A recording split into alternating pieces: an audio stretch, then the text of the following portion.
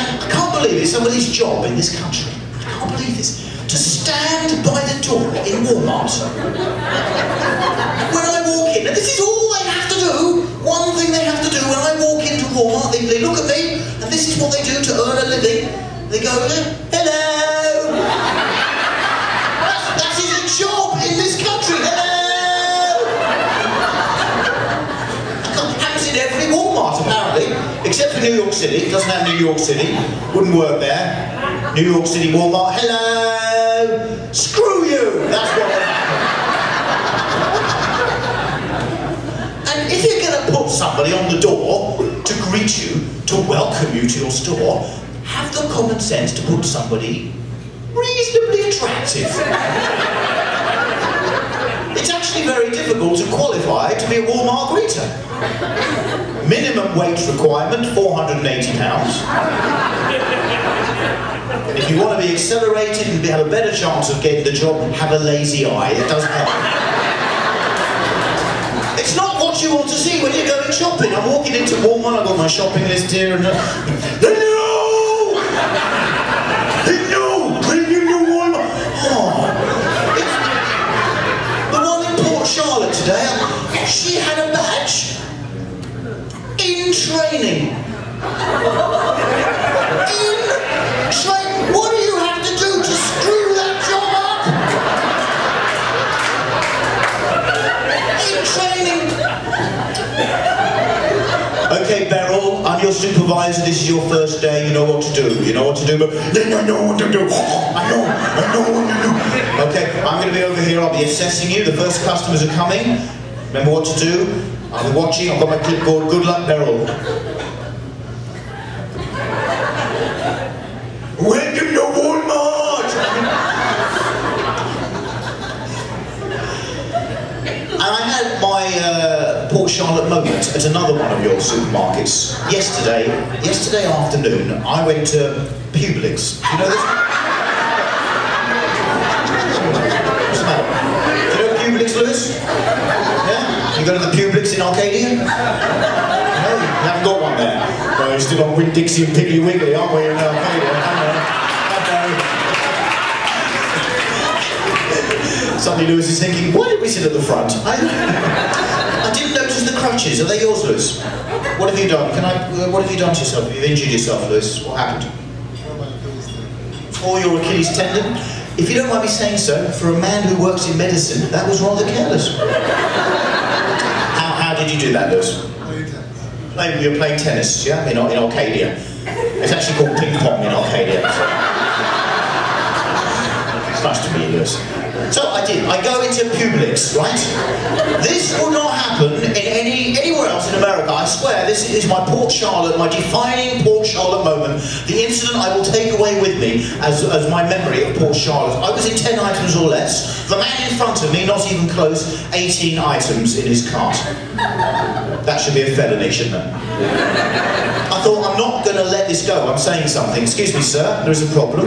Either you can't read or you can't count.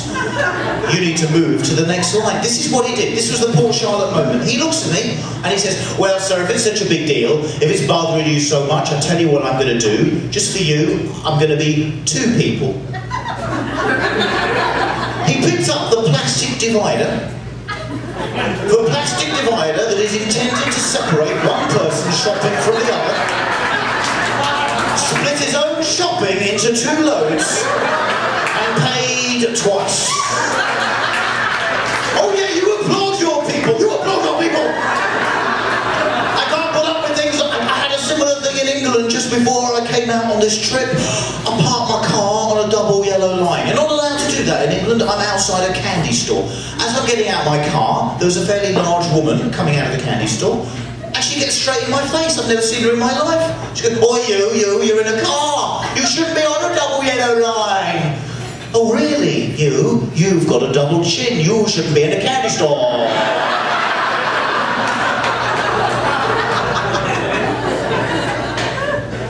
I've learned a lot of important things in Port Charlotte. I've learned one of the most important things I've learned here is that if you are in a hurry, you need to get KY jelly, and you're in a hurry, the place to go is not Express Lube, ladies and gentlemen. Also, this morning, for breakfast, I went to Panera Bread. Do any of you, by round of applause, who eats at Panera Bread occasionally? They're a bit slow, ladies and gentlemen. They're slow in there, aren't they? Slow. Would you agree with that, Madam? Slow. I ordered a smoky turkey sandwich 11 o'clock this morning, and I'm still waiting for them to page me. What the hell? You have no idea how difficult it is to steal one of these from Panera Bread.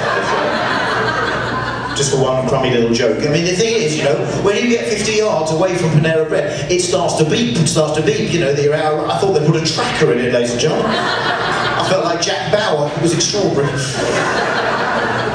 So, there was a guy from Florida who made the news in England recently. Some of you will know about this guy. He was a math teacher, taught in Gainesville at a high school, and he got fired because he was asking the kids questions about sex and drugs. And I don't think they should have fired him. How bad were these questions? What was he saying? You're right over there. You think, what were these questions? How bad what? I don't think you should fire a teacher for doing it. How bad are these questions? Okay, kids. A hooker charges $100 for a blowjob.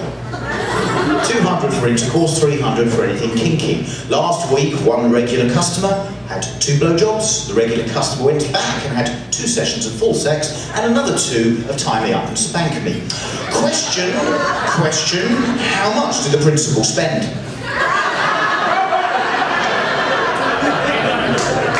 $800? You don't have to do the math, sir. I think you're probably correct, but that's never happened before. If I was a math teacher, I couldn't do it. I could never carry that off. I'd be trying to do a drugs question. I couldn't. I'd be like, okay, kids, if an 8 of dope costs $100 and a quarter costs $200, how much for a half? Anybody? Sir, I think you'll find a lot less if you get it from us, actually. So, what else to tell you? Paneras, that was quite interesting. I do like Florida. I did go to Disney as well, in Orlando. I didn't like that. It's rubbish. Everything was breaks there. I lined up for Splash Mountain and the ride broke down before I could get on it, and then I went to buy a hot dog and the hot dog was cold. I went to complain. I went up to one of the managers. What type of a Mickey Mouse operation are you people running here? Some of these jokes are for everybody.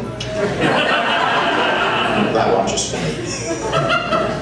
Mark Hamill, do you hear this? Luke Skywalker, Star Wars, married 4 times. You heard that, sir? Now my ambition to meet him just so I can go, hey Mark, may divorce be with you. There's a few of you groaning at that. Don't think I didn't hear you. There's a lovely woman groaning down here. I'm trying to make this woman laugh and she's groaning. It's quite ironic because last time I tried to make a woman groan, she laughed. So,